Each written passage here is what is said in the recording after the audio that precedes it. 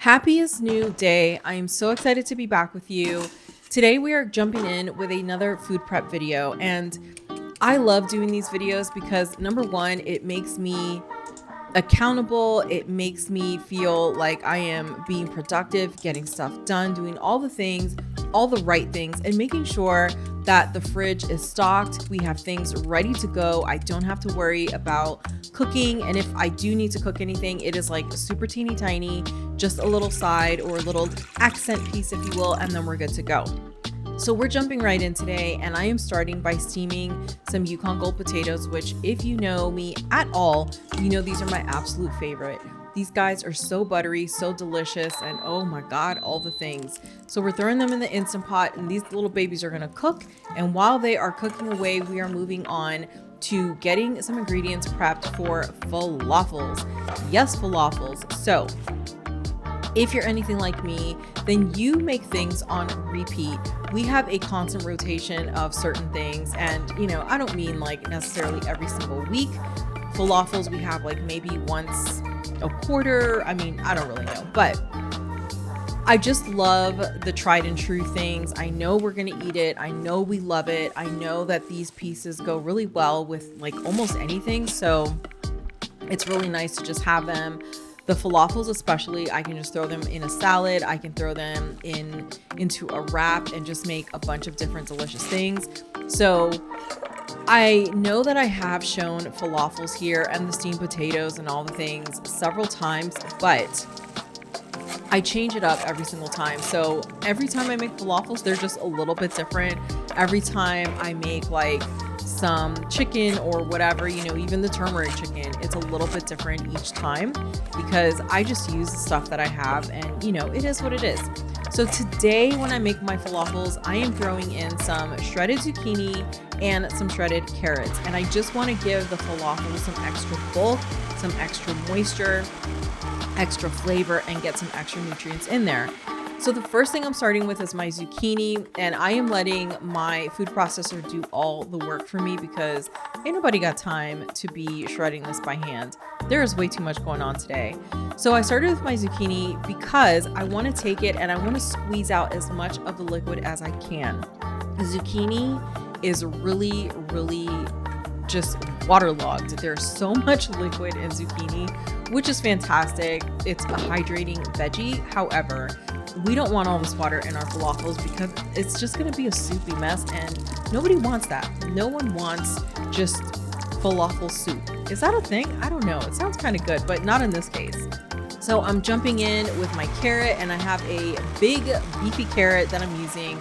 I also threw in my little shallots because, it saves my eyes from watering and just feeling all stingy and gross. We're solid. So I have my zucchini and my carrot, my onions all nice and shredded up.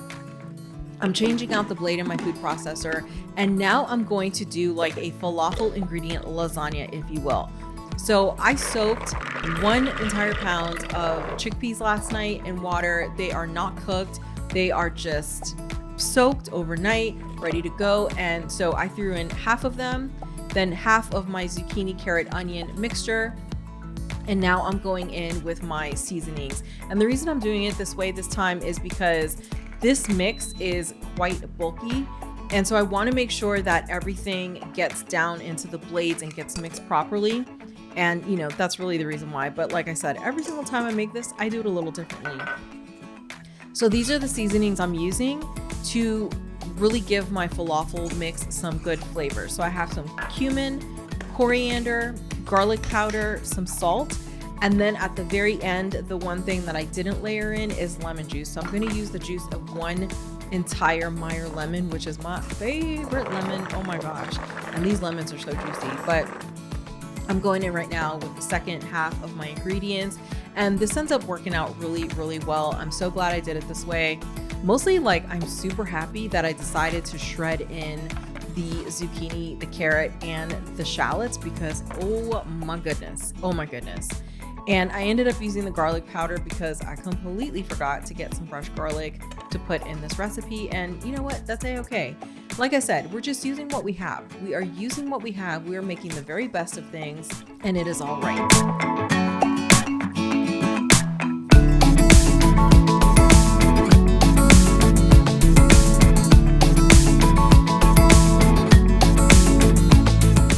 once I'm done putting my beautiful falafel lasagna together, if you will, I'm gonna give this a pulse in the food processor, and I'm just gonna keep pulsing and pulsing, and I'm gonna stop every so often and scrape down the sides, give it a little bit of a stir, and make sure that I bring the top layer down to the bottom where the blades are and everything down by the blades up, so I make sure that this blends well. I don't want any like big pieces in there of anything. I want this to be really uniform, and for the chickpeas, the zucchini, the carrots, the onions, and everything to be really well blended and pretty much the same size. So we don't want to create a hummus, if you will. Like, we do not want baby food, but we do want this to be really well incorporated. So we are gonna hit pause because our potatoes are done. I'm going to do a manual release on the steam, and then I'm gonna put these guys on a little cooling rack because we have to jump right back in and get our Instant Pot going with another ingredient. So this is the way we're going to do this today. And honestly, I might start doing this moving forward because the potatoes ended up being so good like this, instead of just sitting in the Instant Pot with the lid open and cooling that way. You know, always trying different methods. But now I'm jumping in with a bunch of sweet potatoes, and these are Japanese sweet potatoes. They are my absolute favorites. They're so creamy and delicious and just all the things. So these guys are also going to pressure cook for about 25 minutes. And while those guys get started, this is what our falafel mix is looking like. So everybody is nice and uniform. Everyone is mixed really well together. And now I'm going to start forming. And this is my favorite part, well, almost my favorite part, because this just means we are that much closer to having freshly cooked falafels, and my excitement is on overload. I can't even tell you.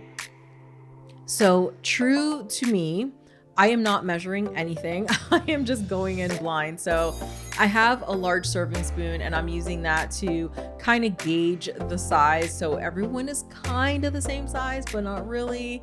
And I'm just forming these guys up, and I'm gonna throw them on my cookie sheet that is lined with some parchment paper, and into the oven these guys will go. So I'm gonna cook these guys at 375 degrees for about 15 minutes, and then I'm gonna check them. And if they need a little extra time, no big deal. And the way I test them for doneness is I give them just a little light squeeze with my hand to see how they feel. If they feel too moist, like they might crumble apart, I just let them cook a little longer. So it's all by feel, and you know, that's where we are. So I have a poblano here, and this guy I'm gonna throw into the oven so it can cook with the falafels. And I'm gonna use this in a recipe later. You will see what I'm gonna do. And I'm just gonna make that one up on the spot like I do the rest of them, but you know, we're all solid. So onward we go. Now I'm prepping some veggies that are gonna go into some ground chicken I'm gonna make, because you know, I love having some ground chicken or ground beef or whatever in the fridge to make some tacos or nachos or throw on a salad, whatevs. So right now, into my little mini chopper, I'm throwing 1 yellow onion. I'm gonna put in 1 entire serrano pepper with the seeds and all, and then 1 poblano pepper.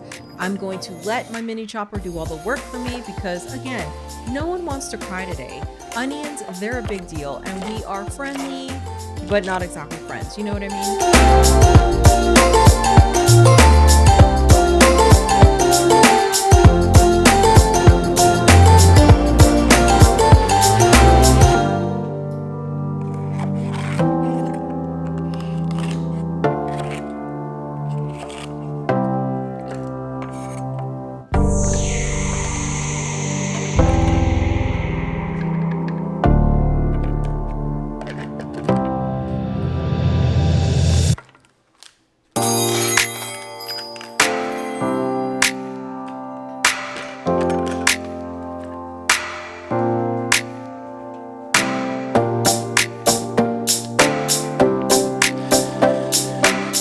And this is our finished product, and I did not cry once. So I've got these guys in a pan with like a teaspoon of olive oil, and I'm gonna saute them for anywhere from 8 to 10 minutes or so, just until they're translucent, and then we are moving on.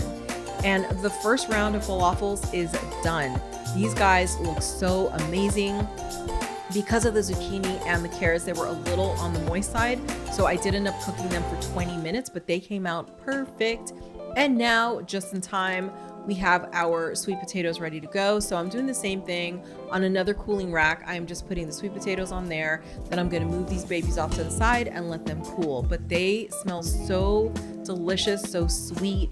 And one of the things I love about steaming potatoes, and really just like any veggie in general, is that they retain their moisture.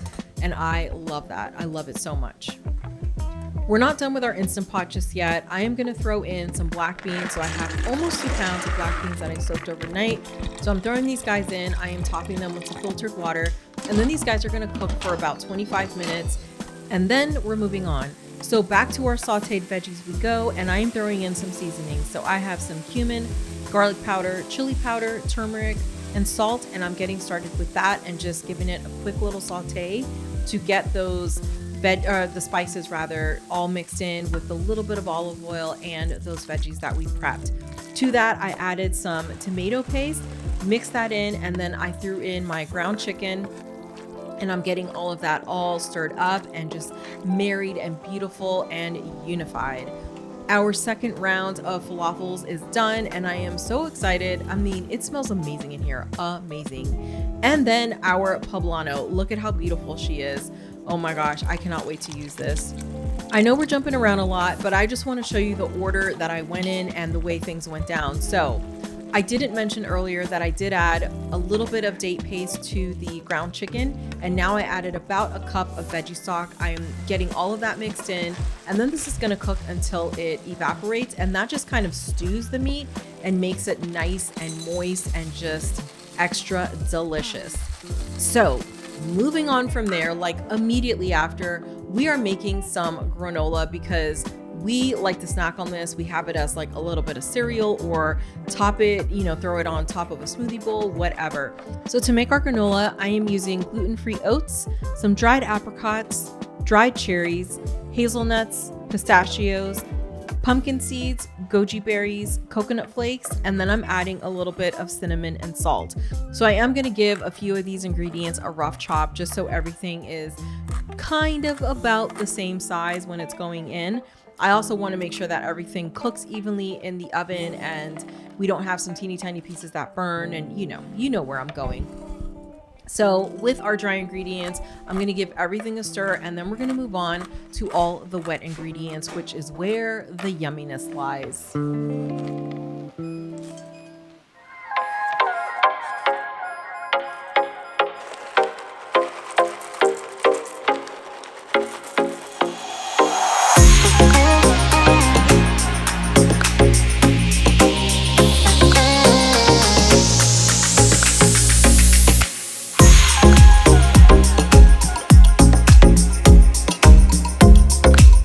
And this to me is where a lot of the extra flavor comes from. So to make our wet ingredients, I have some coconut butter.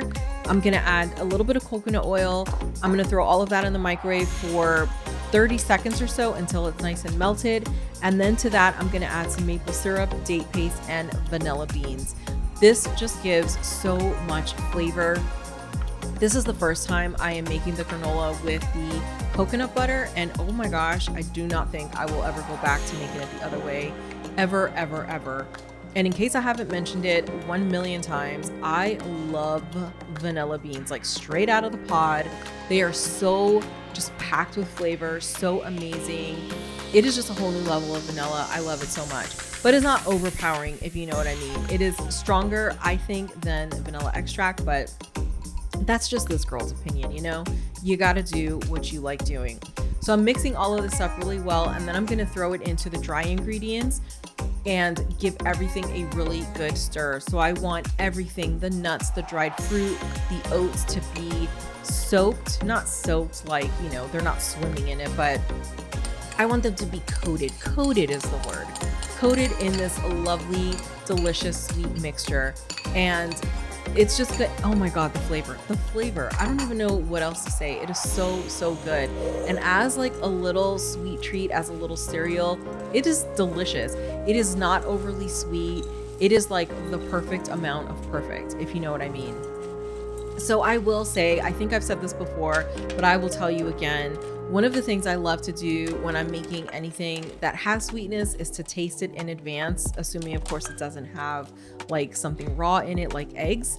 But in this case, you know, I like to taste it for sweetness, because if it is like perfectly sweet, I like to add a little extra sweetness, because I do think some of the sweetness like bakes out when you're cooking it. So, you know, I don't know if you have found the same to be true, but I have definitely figured that out on my side. So I do like to make it a tiny bit sweeter than I normally would. And then when it comes out, when it's done, it is to perfection. So these guys are going to bake at 325 degrees for about 20 minutes, but every like 8-ish minutes, I'm going to check on them and make sure that they're good, give them a little stir so, you know, these guys don't burn. So moving on, we are going to make a dressing slash dip.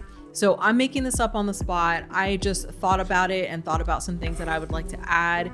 And I don't want to make like the typical cashew cream that's like kind of a sour cream. I want to make something that will go with the falafels. We can throw it on the potatoes. We can throw it on pretty much anything. So to my blender cup, I have added 1 cup of water. So to that, I added half of a serrano pepper with the chilies and all.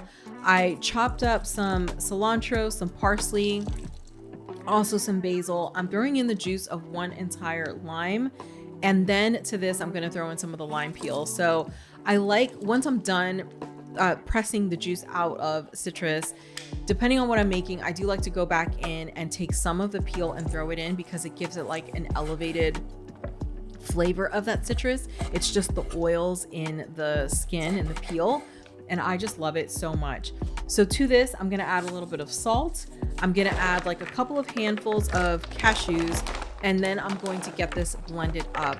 And oh my gosh, the smell already, the smell as I'm prepping it is just incredible. So look what I forgot. This is what I made the poblano for. So I'm not even gonna bother cutting it up. It's nice and tender from cooking. So I'm just gonna take the stem out, throw it into the blender cup, give this another blend, and off we go. And you know, this happens. It happens all the time. It is what it is. It's okay. No harm, no foul. We're just gonna give it another whip. But I am telling you, oh my gosh, this sauce is so incredibly delicious. Delicious. I encourage you, get things you like, ingredients you like, throw them together, see what you produce, and make a teeny tiny batch if it makes you feel more comfortable, because you don't know what you're gonna end up with and you just, you know, want to test drive things. But this is our finished product. We have our Yukon Gold potatoes, our Japanese sweet potatoes, we have falafels that we cooked, and you know, 2 batches, and I threw them all together on 1 cookie sheet. But oh my gosh, everything so delicious, so incredible. Then we have our granola, and the granola is crispy, but it's not like hurt your mouth crispy, if you know what I mean. Like when you bite into some hard bread, this stuff is so delicious. It's the perfect amount of sweet. It is the perfect everything. We have our beautiful poblano sauce, poblano lime sauce. I don't know what we want to call it, but it is amazing. Our black beans, and these guys do not have any seasoning. I like to cook them up just the way they are and then season them when I'm ready. So these are, at least one of these will go into the freezer, and it is the perfect thing to have in there. When I need them, I can just pull them out, and life is beautiful. And then our ground chicken. The ground chicken with that secret ingredient, the date paste, that I don't know if anyone else is doing it, but it is so good. It's just a little bit, it gives like a nice balance to the chili pepper and the serrano pepper, and you know, the heat, the salty, all the things. It's just so good. So we are stocked, we're ready to go. We have some really great ingredients that we can throw together, or we can add to a salad. We can just whatever the case, but life is so good. I am wishing you the absolute best day. I love you so much.